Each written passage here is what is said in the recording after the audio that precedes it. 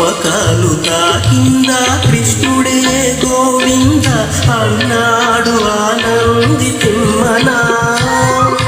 ఒక మాట ఒక బాణము ఒక సీత నాదని అన్నా